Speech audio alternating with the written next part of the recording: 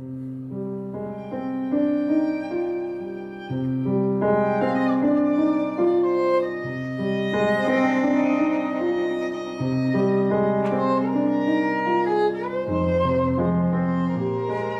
to Recap Video number 242. So today we looked at the walk in tango. Some people say this is the most important thing ever. They're wrong, but because as you'll see, posture is far more important. So we decided to break down just seeing how people walk and how the posture actually affects their walk, because in tango we have choices that we can make about whether we go toe first or heel first when we move. However, what our posture is decides which is comfy. So you could be a dancer with a posture which naturally facilitates heel forward walks, and if someone's trying to tell you should try going heel or toe forward, you're likely to injure yourself and it'll feel uncomfy and unsmooth and put you off to doing tango. And therefore, understanding our choices in our tango posture, what our natural tango posture does, has an effect. So from our tango posture, what we would say to try and find a neutral tango posture is to have lean forward until our chest is over the balls of our feet. This happens with all tango postures because when this happens, our heels just start lifted off the floor. And then when we're on foot, this provides a pivot point. Then we just flex the knees until we're coming to a state of comfiness. Some people will go with a straighter leg. Some people will have a more flexible leg. And this is the major changes of tango posture. This also comes into effect with what style of tango you want to do. So Milonguero style tango tends to have more lean forward and a straighter leg, therefore dictates your movement later on. Hence why posture is far more important than the walk, because the walk is made up of continuous steps and you can't even get to a step without your posture. So what we ended up looking at was see what happened if we have a very upright posture, straight leg. Seeing what happens if we try to walk normally with this. So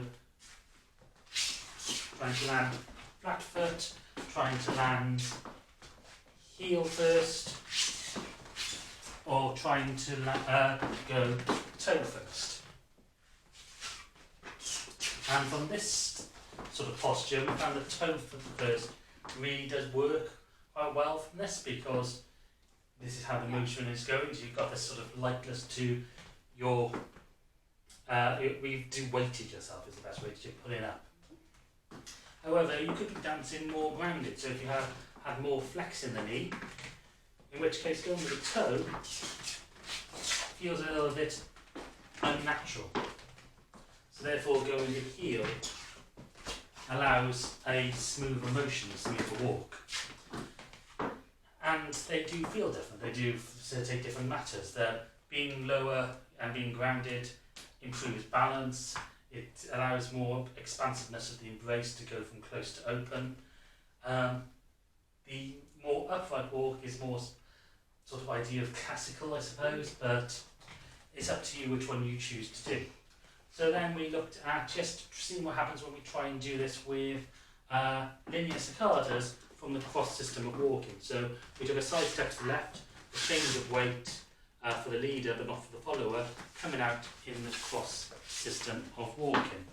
So we could try doing a linear ciccada from here in our upright posture, so toe first, and we get a little ciccada on the follower. If we wanted to make this ciccada turn more, we'd have to really leave this with the chest to facilitate this. However, if we do it now with a grounded posture, we can get the leg in deeper and therefore get a more sweeping motion from the follower. It also gives more momentum to be able to turn it into a back planeo or back boleo. Then finally, we just added just looked at what happens if you do a linear ciccada with the right foot. You can turn that into a reverse ciccada with your left. So as we step forward on the right foot, as the follower steps forward on the back, we're turning almost away from the follower. We're still trying to keep our chest towards, elbow, our hips turning away. We can take our left leg, put it between the follower's leg, and get a reverse ciccada. And again, this sort of facilitates more of a grounded approach. You can do it in the upright version, but it's a little bit tricky to do because you have less space to deal with. Anyway, that was the class. As always, thank you for watching. Thank you to all those who came to the class. Please subscribe to our YouTube, like our Facebook page, subscribe to our newsletter, and we will see you again very soon. Thank you for watching this Urban Tango Nights recap. If you like these videos, please subscribe to our channel by clicking the logo. You can find more of our class summaries down here and other videos of us dancing tango over here. You can also follow us on Facebook, Instagram, Twitter and Meetup. Links are in the description below, and you can also subscribe to our newsletter using the link below.